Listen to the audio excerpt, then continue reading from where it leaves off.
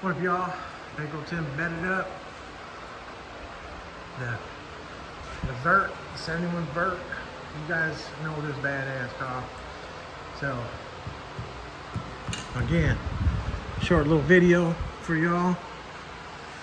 It broke teeth off the ring gear. Doesn't even look like it caused a problem at all to the pinion, but we got a brand new gear. We're gonna have somebody look at it and see. Like I said, look at that. No sharp edges, nice square edge, no sharpness to it. Boom. The shift points were so hard, it was violent. It was like getting punched in the face, punched in the head. So we'll get the gear off of here. We gotta clean everything up, but see, it just kept breaking teeth off. This is the motive gear. We'll have it taken back and checked for a heat test or whatever, but I'm trying to fucking get it to it. We're done cuss before 2 minutes. Alright, so outside edge. So what do we got? 1, 2, 3, 4, 5, 6, 7, 8, 9, 10, 11, 12, 13, 14, 15, 16, 17, 18, 19, 20, 21, 22, 23, 24, 25. 25 teeth. But like I said, the wear marks, that wear indication, everything shows that it was set pretty good. There's no sharp edge again, but then the teeth, as they broke off, as they come around, all it took was one tooth to break off due to shifting too hard, whatever, and then get in between here and the pinion, and then just start breaking all the other teeth off. Which you can see that there's a crack. That thing is ready. Let's see. Where's that? It'll break right off. Cracks. No wear issues. Look at that. Still got a square edge. Of course, it's going to be chewed up a little bit because of the chewed up teeth going in there, going around. But yeah, there's more video of this thing. I just wanted to get a short video up of it because all the haters out there gonna say this, say that, oh, we should do this, oh, we should have that. There were steps after steps after steps with the car. The first step was, had the big block in it, we're changing the rear end to fit the wheels. So we narrowed the rear end. Boom. We had an old true track in it, this and that. All those videos are up about the car. Boom. They've been up there. You guys can go back and check it out and see all the things that I've done to this rear end setup over and over and over. This is only the second gear. First gear was fine, intake, it was fine, it broke. The whole center section that was in there, like I said, the true track that was in it before was some old style. This one right here has 1, 2, 3, 4, 5, 6 bolts on this side, and 6 bolts on that side. The other true track that was in here, which was, like I said, old as hell, it had 4 bolts on one side, and that was it. So it snapped the 4 bolts off that were on this side, and then it broke the whole center. Again, due to having so much power, horsepower, you know, it's supercharged, got a lot of torque.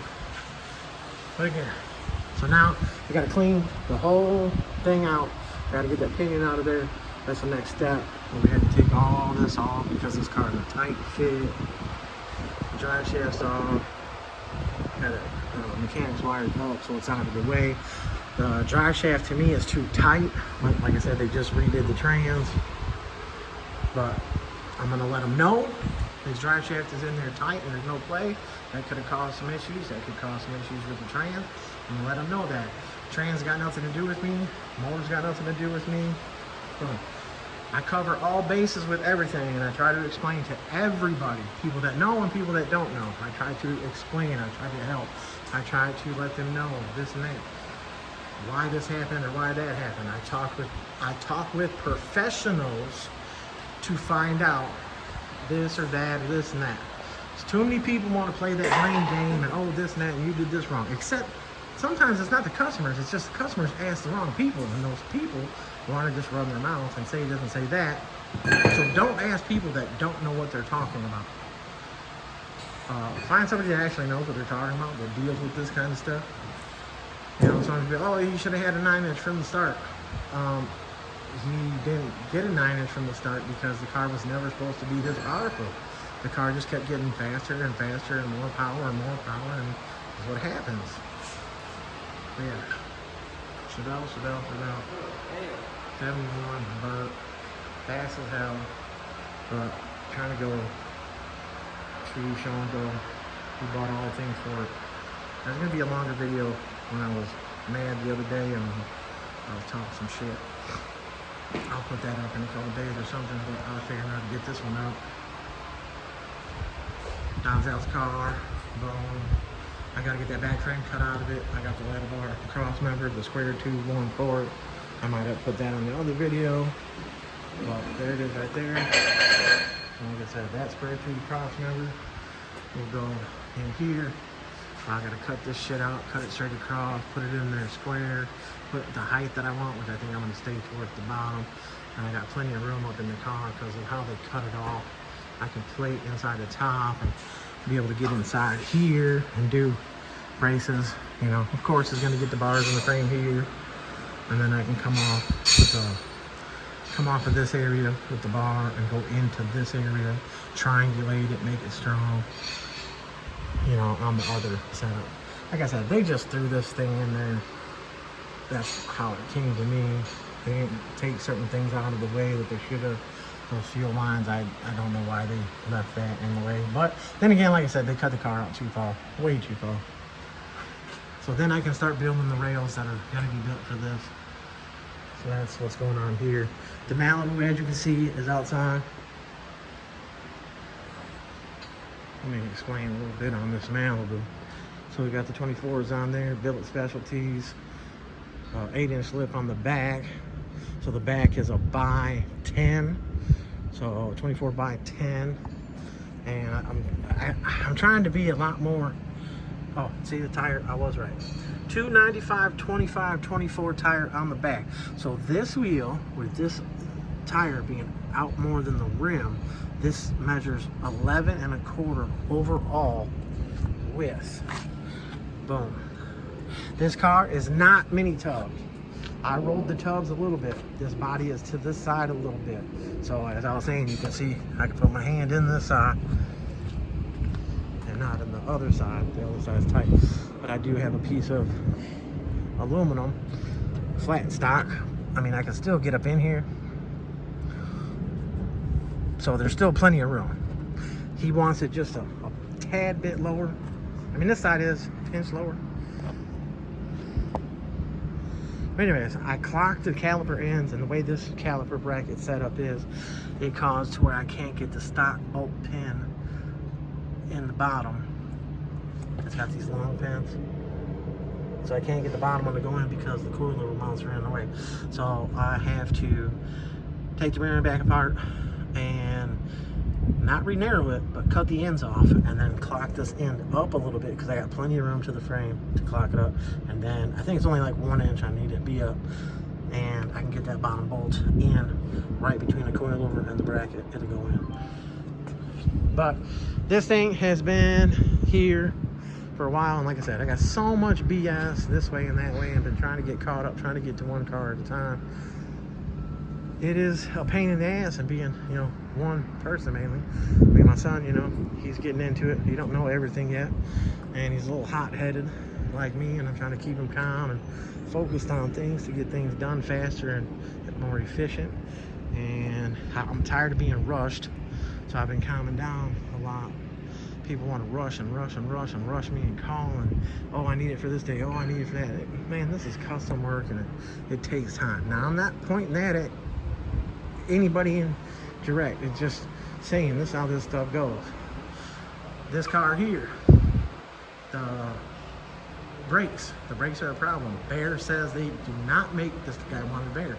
Bear does not make the brake setup for the back, meaning to clear that billet wheel, which has only got a 2.5 inch back space. So let's see. Now the fan is back here. My number one fan making noise. You guys have seen these wheels over and over and over now already. But yeah, 2.5 inch back space. I mean, this does curve in pretty good. So this curve, I mean, it should. I think Bear's just being safe you know, and saying it doesn't clear. But if it's a 2.5-inch backspace and the caliper clears the back, you know, back of there, it should work. But Bear instantly said no. So obviously they're going to go with Todd TCE, and that's going to be Will so because Todd TCE Performance Products out of Arizona does all the brackets and all that stuff to make the big brakes fit all this kind of stuff. So that's that. I don't even know what else to get into. I mean, I haven't pulled the rear end out of this yet. We haven't, because I could put the wheels back on the back, or 2 stock wheels, and then I could put the jack underneath the front and push this thing back to that lift. But Chevelle gonna be done. Hopefully tomorrow. I gotta go get some brake clean, clean the whole housing out, take the pinion out. Once again, got all the brand new stuff right here. Richmond gear, the good lube, the bearing kit, Eden, which should have the correct bearings on it, because when you're dealing with the True Track centers, which is what this is, this outer bearing, I'm gonna check the races right now. But I mean, the bearings are still good. It's just they had some metal go through them, so they might be a little loose. But I'm gonna check all that. But these are gonna come off, and the new ones are gonna go on. Boom, all the bolts right there. But we got the new bolts in the kit. They'll go on it. Yeah. The car was still driving like this, guys. The car was still driving. It just had a little thump, thump, thump here and there. As you can see, it was just breaking the gear, just breaking the teeth off. A lot of people are like, oh, you had it shimmed wrong. You can see all the way to the bottom of there. That, and within competition mode, however you say that. That's how we said it. But I think when it broke this C-clip eliminator on this side, which there's a C-clip, a snap ring on the outside of this, and it had broke this. And to break that, I mean, for anybody to drive a car, it was violent, very violent shifting. Now they got it turned, the pressure's turned down. 4L80s, computer, all that stuff, you can turn it down. I was asking for them to turn it down before and saying that was a problem. Nobody ever turned it down, nobody ever whatever. I didn't talk to the correct people, so they had to turn it down. A lot of changes with this car. The gas tank got changed. The tail lights, the whole back end was off. Tail lights all got rewired. Just tons of little things. I mean, this is the stuff you deal with over and over and over. You know, trying to, not over and over, but you know, somebody will look at it and do this, and somebody will look at it and do this, and then you finally find the right people to do the stuff right. But the car is a daily driven car. You see this car everywhere, doing brown, and it rides. It rides out. It rides good. This one is going to be pretty good. This one is through Streetcar Headquarters. I mean, yeah, dude did call me a long time ago, wanted to get the car in, kept texting, kept on me, but then I couldn't get him in. He called some other places, they couldn't get him in. And then Chris, Streetcar Headquarters, wanted doing the motor build and all that stuff, and told him, you know, me, this and that. So dude came to me, and now the car's been here. I don't think it's been here, but what, 2-3 weeks? But the rear end. First rear end that was ordered, it was supposed to be like a Fab 9 style rear end. And when we opened the box here, that was the first time the box was ever opened, right in front of the customer, and it was the wrong rear end. So he took the rear end back. Now the correct rear end, I believe, is at Streetcar Headquarters. And there were some other parts. But we're still figuring out the brakes. So now I kind of got this car dead on that lift. But this car is going to come off. The Malibu's going to go back on. The Malibu, I got a list of things, just little things here and there. Boom, boom, boom, start a wire, set the alignment. The front of the car will go down more than that. It's just, I didn't know that he had previously set the car up from when I saw it last. So I assumed it was down.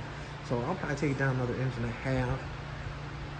But he kind of likes it like that too, but it's up to him what he wants to do, and everybody can give me some input. But the back, right now, I have more pressure in the back left spring, because when we were trying to push it out, it was biting, and we thought it was that, so I twisted that, and come to find out the left front caliper didn't have a shim in it, so it was biting little things like that happen over and over. When you're basically one person in the shop. So, anyways, y'all, Bankroll Tim batted up. I got the owner of the Chevelle calling right now. I talked to him. And keep all this stuff going. So, I'll put this video up. You guys will see it. You guys will see what's going on. I know I've been putting up a lot of shorts. I don't have time to put up the longer videos as of right now, but I will. And slowly but surely getting this caught up. Getting all this caught up. So, alright, y'all. Bankroll Tim, batted up. Chevelle, G-body.